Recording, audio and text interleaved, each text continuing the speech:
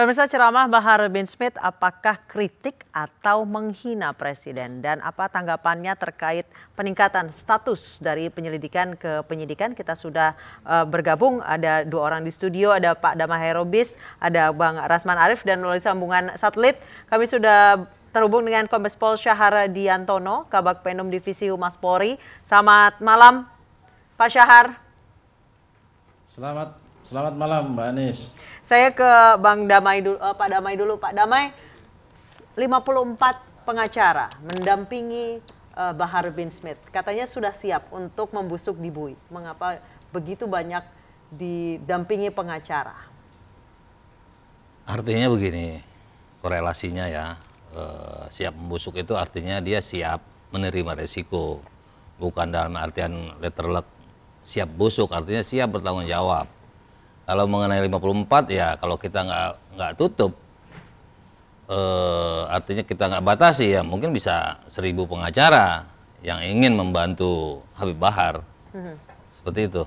Oke, memang sebesar apa sih, seberapa besar atau seberapa berpengaruhnya Bahar bin Smith ini sampai harus berhubungan dengan polisi? Padahal ini adalah ceramah yang diputar tahun yang sebenarnya dilaksanakan Januari 2017. Ya.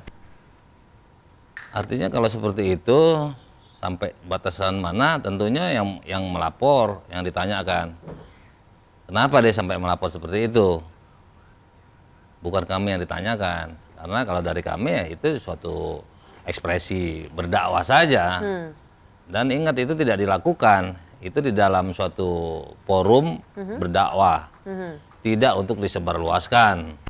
Tidak. Tapi yang datang ribuan orang kan, kalau tidak salah? 1000 orang, sekitar 1000 orang. Kurang jelas saya, tapi kalau dari video nggak sampai segitu. Tapi walaupun seperti itu ya namanya melimpah ruah tentunya bisa keluar. Tapi kan ditujukan bukan kepada umum di luar daripada majelis tersebut. 1000 orang itu bukankah sudah umum, Pak?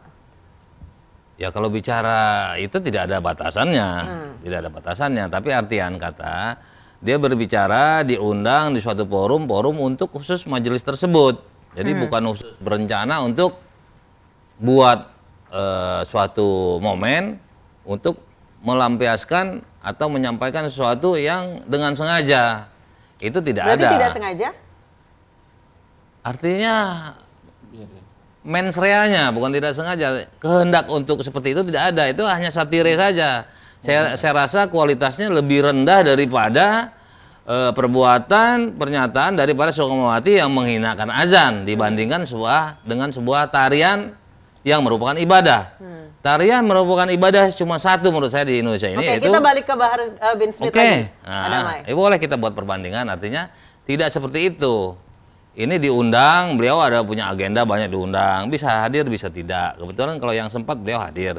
Nah, itu dia membuat suatu kritisi saja. Oke, jadi kritik jadi ya? jangan dipotong batasan seperti itu.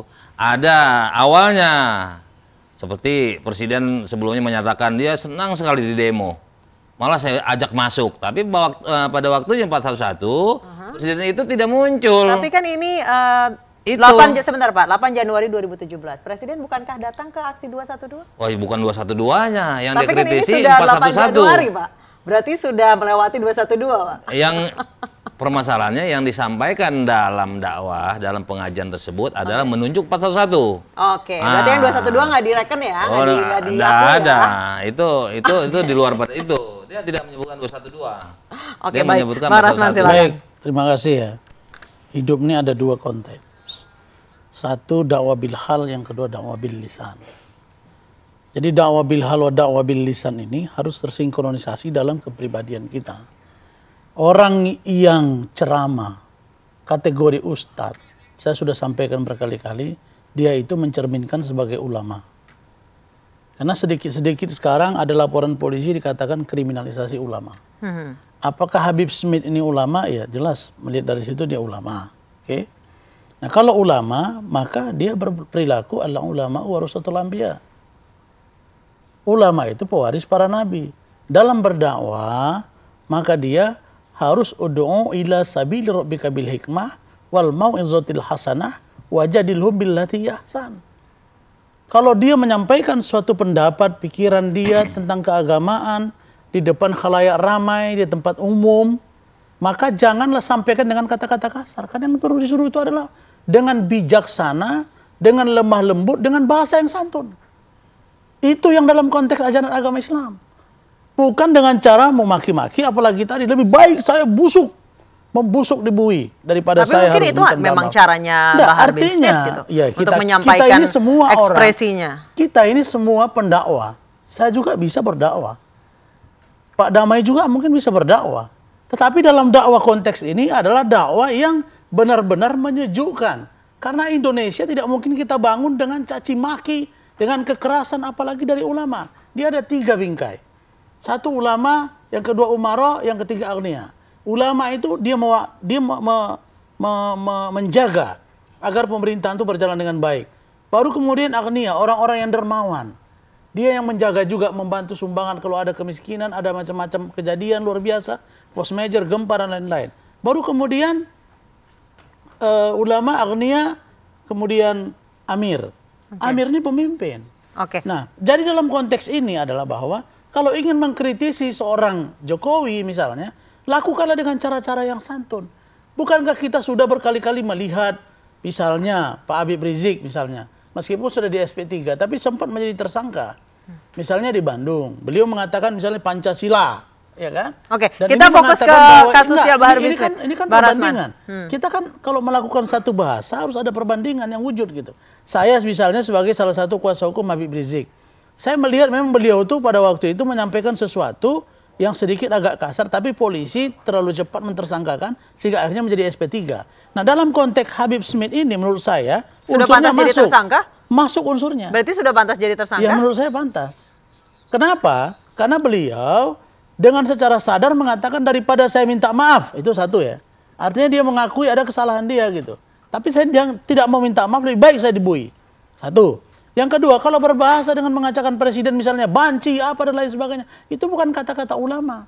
Bagaimana mendidik bangsa ini untuk dia bisa dididik, diedukasi dengan cara-cara yang santun, yang sopan, yang bijaksana, yang lemah lembut sesuai dengan Berarti menurut Anda ini hinaan? Iya masuk unsur penghinaan, ujaran kebencian masuk. Pasal 28 itu masuk.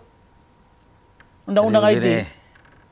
Saya juga harus kalau diberikan kesempatan Saudara Rasman memperbandingkan, saya juga boleh tadi memperbandingkan. Sekarang permasalahan dia presiden.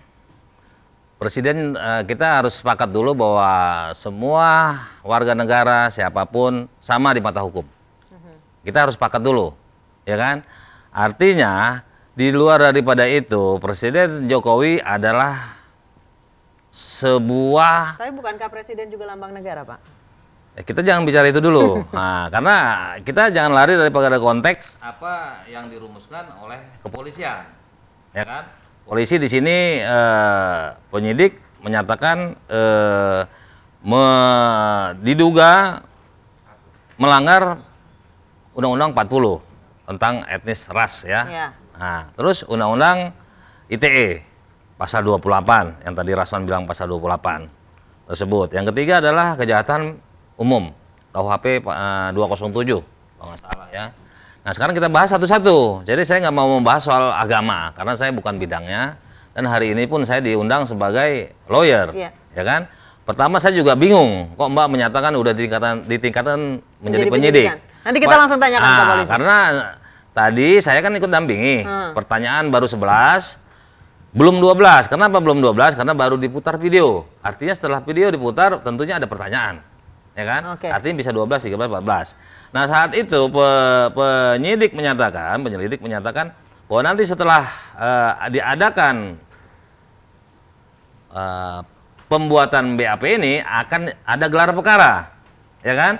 Nah dari gelar perkara itulah apakah ditentukan nanti menjadi penyidikan atau tidak. Tapi kalau tadi udah menyatakan sampai kita bisa langsung konfirmasi. Nah, silakan aja. Nah itu langsung saya dapatkan dari penyidik yang mem-BAP. Baik. Saya ke Pak Syahar langsung. Pak, saat ini kasusnya masih penyelidikan atau sudah penyidikan? Ya. Mbak Anies, kami sampaikan bahwa kasus ini sudah dalam taraf penyidikan. Sudah, Pak. Ya, harusnya disampaikan tadi. Sudah, gitu. Sudah penyidikan. Memang tadi tidak disampaikan Pak Syahar kepada pihak pengacara? saya 11 pertanyaan meninggalkan ruangan. Jadi jangan seperti peristiwa Polda Bandung dulu, ya kan? Nah, penyidik nggak bilang apa-apa, kerjasamanya bagus, kooperatif, tiba-tiba Kapoldanya bilang tersangka, ya Oke, kan? Pak Syahar, Nah, jadi jangan jadi wacana yang terulang lagi, peristiwa-peristiwa negatif yang seperti itu dilakukan oleh penyidik. Silakan Pak Syahar. Halo? Ya, jadi saya jelaskan Mbak, saya tegaskan bahwa proses pemeriksaan kasus ini sudah taraf proses penyidikan. Ya.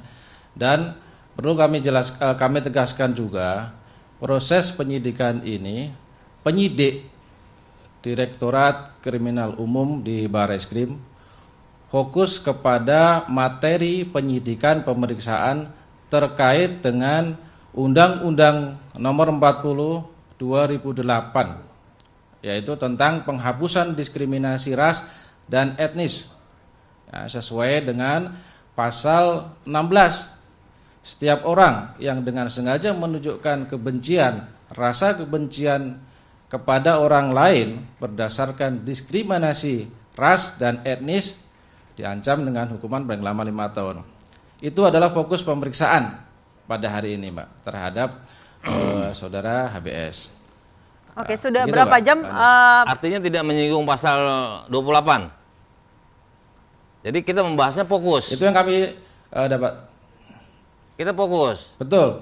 Nah, jadi tidak 28. Berarti kita drop tanggapan dari saudara Rasman berarti Nah, itu ini tidak betul. Begini ya. Jadi kita nggak usah Enggak, kupas lagi 28 berarti. kalau Saya kita sepakat. sekarang Bukan berarti sepakat untuk pasal 28 itu menurut saya unsurnya masuk. Karena jelas setiap orang nih, tapi ayat 2 ya, pasal 28 ayat 2. Setiap orang dengan sengaja dan atau tanpa hak menyebarkan informasi yang ditujukan untuk menimbulkan rasa kebencian atau permusuhan individu atau kelompok masyarakat tertentu berdasarkan atas suku, agama, ras, dan antar golongan. Ini masuk. Nah, oleh karena itu pasal itu dimasukkan ke sana. Dan saya yakin itu masuk. Karena Pak Syahar ini, beliau belum lagi bertemu dengan penyidik. Karena belum boleh dicampuri, belum boleh ditanya. Karena ini masih kuasa penuh independensi dari penyidik sekarang sedang dipertaruhkan. Untuk mereka melakukan proses penyelidikan yang sudah ditingkatkan menjadi penyidikan. Nantinya tersangka gitu. Nah, apakah mereka akan menyampaikan itu nanti kepada kuasa hukum setelah dia di BAP atau sebelumnya? Itu kewenangan dari penuh penyidik. Nanti yang harus mereka lakukan itu. Pulang dari sini mungkin Pak Damai nanti boleh tanya sama penyidik apakah ini sudah ditingkatkan atau tidak statusnya. Tapi kalau menurut saya dengan bahasa kasar, caranya itu dan sikap yang begitu menurut saya tidak mencerminkan sebagai seorang ulama, maka menurut saya pasal 28 ayat 2 itu masuk dan ancaman hukumannya itu ya memang 5 sampai 6 tahun. Oke, Pak Syahar silakan dilanjutkan. Ya, kami sudah konfirmasi juga dengan penyidiknya langsung tadi. Jadi memang sesuai laporan ada beberapa pasal yang dilaporkan. Namun demikian tentunya penyidik mempunyai kewenangan, mempunyai hasil daripada pemeriksaan saksi dan pengumpulan alat bukti. Perlu saya sampaikan juga penyidik sudah melakukan pemeriksaan saksi sebanyak 14 saksi. Saksi ini tentunya yang berkaitan dengan kejadian yang dilaporkan. Kemudian juga telah melakukan pemeriksaan saksi ahli. Ada 4 orang saksi ahli yang sudah diperiksa. Ada saksi ahli hukum pidana, saksi ahli bahasa, head speech maupun dari lapor. Nah, juga ada alat bukti yang lain, barang bukti yang lain terkait dugaan perbuatan pidana yang diadukan. Nah, dari beberapa undang-undang maupun pasal yang diadukan tentunya penyidik berdasarkan proses penyidikan yang sudah dilakukan dan penyelidikan akan merumuskan dugaan-dugaan pasal yang diajukan mana yang bisa mengerucut, bisa memenuhi unsur pidana yang diadukan oleh pelapor. Tapi sampai saat ini tersangka semuanya belum ada? Berdasarkan tersangka belum ada, masih saksi. Oke. Sejauh Pemeriksaan ini, pun masih saksi. Pak Syahar, sejauh ini apa bukti dan keterangan saksi yang memperkuat akhirnya kasus ini ditingkatkan menjadi penyidikan, Pak Syahar? Saya pikir itu materi Mbak Anies ya, nggak perlu kami sampaikan di sini. Yang jelas secara global tadi sudah saya sampaikan, ada 14 saksi, ada 4 orang saksi ahli, dan tentunya ada barang bukti, alat bukti yang lain. Oke, baik. Jadi Pak Damai. begini, saya tidak mau habis waktu untuk perdebatan antara polisi dengan Pak Rasman. Pak Rasman bilang pasal 28 Undang-Undang ITE, polisi menyatakan undang-undang tentang ras atau etnis antara golongan. Jadi saya nggak mau lari ke situ. Saya karena di sini adalah bidang atau wewenang daripada domain penyelidik. Jadi mari kita kupas pasal 16 junto, kalau nggak salah pasal 4 huruf B ya Pak ya, itu yang dituduhkan. Begini, saya tidak mengatakan pasal saya itu yang harus mereka masukkan. Bukan berarti juga saya berbeda pendapat dengan Pak Syahar. Apa yang disampaikan Pak Syahar itu merujuk juga pada pasal 28 ayat 2. Ada unsur, kan beliau sebut tadi, suku, agama, ras, golongan. Masuk unsurnya ke sana. Bukan berbeda, ini tidak berbeda. Saya menafsirkan, menginterpretasi lebih dalam supaya ini lebih konkret gitu loh. Sehingga nanti para pengacara dan Pak Syahar sendiri bisa menjelaskan dengan utuh dan Bapak menangkapnya sebagai pengacara dengan baik gitu. Oke, silakan Pak Damai. Jadi begini Pak Rasman. Pak Rasman kan ini yang lebih kena. Pak Rasman bilang seperti itu. Kalau mau ditanyakan jadi perluasan, jadi begini, saya lebih sepakat dengan kepolisian. Kita drop itu soal pasal 28 karena tidak ada dia menyebarkan informasi dengan sengaja dia harus sebar luasan, tidak ada. Makanya kita drop. Bukan juga berarti saya sepakat dengan Pak penyidik tentang Undang-Undang nomor 40 tahun 2008 tersebut. Karena apa? Itu ada unsur-unsurnya dulu mengenai ras, etnis, golongan. Sekarang saya hubungkan dengan tadi, semua orang sama di mata hukum. Ras yang mana yang dilanggar oleh beliau? Etnis Kalau bias apa? gender, Pak? Hah? Kalau bias gender? Golongan apa? Bias Gender. gender. Nah sekarang begini, dia menyatakan Karena di situ terkesan merendahkan jangan dulu. perempuan, Pak. Jadi langsung poin bagus, ya kan? Nah, bagus. Jadi nggak usah kita ini lagi. Kita ikuti mengenai gender, ya kan? Banci. Emangnya Jokowi banci? Pertama itu. Ada itu kalimat kan satire, sebelumnya, kan? Pak? Ada kalimat Ada, tapi kan saya itu kira kan satire, begini ya. puitis. Kalimat banci Apakah itu, banci itu tidak ada mem. Kalimat banci itu adalah Kalau banci satu kalimat sebenarnya pun yang sudah diarahkan jelas. sebagai Dengar banci, ya. Kalimat banci itu tidak banci mem. itu adalah satu Dan kata-kata yang apakah? menghina. Dengar Itu dulu. yang menghina simbol negara, Kita kan kepala satu-satu. negara, Tadi kan kepala saya nggak mau pemerintahan. potong. Ya silakan aja lah. Nah, jadi kalau misalnya masalah katakan dia mengatakan kalimat banci itu kita anggap sebagai sebuah kalimat yang biasa saja dari seorang ulama atau ustadz, ini sangat tidak baik. Nah, Ini makanya berpotensi juga saya ini kan merendahkan sedang rakyat ngupas. menilai umat Islam. Saya sebagai umat Islam tidak setuju dengan kata-kata itu gitu. Ya sekarang Dan kalau bagi saya itu termasuk unsurnya, itu subjektif. Kalau kita bicara dengan orang Belanda juga bilang kita nggak bagus. Enggak, Ya kita kan? bukan subjektif. Iya, Bagaimana mungkin sekarang- seorang Habib Smith mengatakan bahwa itu adalah banci, Jokowi itu banci. Arti banci itu antara laki-laki Jangan dan dipotong, perempuan. jangan dipotong, Itu loh. jangan dipotong. Kalau dalam Tadi- bahasa Arabnya bainal manzilatain gitu, di tengah saya dia. nggak mau bicara bidang ini masalah hukum, undang-undang. Jadi kita nggak Ya, mau bicara undang-undang yang saya buka ini mengenai juga undang-undang. hadis-hadis. Ya kan? Saya buka Itu juga kritisi undang-undang. attitude seorang ulama, wataknya, polanya, cara berceramah supaya cepat ditangkap, supaya cepat mengerti itu beda-beda. Oh, Itu berarti masalah harus pakai attitude. kalimat yang sedikit Itu- satir gitu itu- atau sedikit kasar. Oh iya, gitu. boleh. boleh. Kalau menurut saya zaman sekarang itu boleh. Kalau nggak, Apanya? gila semua. Apanya yang boleh nih? Kalau katanya ulama Itu boleh karakter pakai dia. kalimat. Oh, kita nggak nggak bisa. bisa. Kan sudah saya Oh. katakan tadi dalam ajaran Al-Quran diatur. Sampaikanlah bil hikmah. Ini kita Dengan bicara bijaksana. undang-undang. Iya bukan, Undang-undang kan yang karena dilanggar. kata-kata Jadi bukan Ustadz Habib masalah Smith ini agama. yang menyebabkan begini. Karena kata-katanya kasar, tidak mendidik, Tapi kan bukan undang-undang, menghina, bukan syari merendahkan. yang dilanggar. Jadi Apanya? kita nggak bicara syari, bukan syari yang Bukan dituduhkan masalah oleh syari, penyelidik. ulama.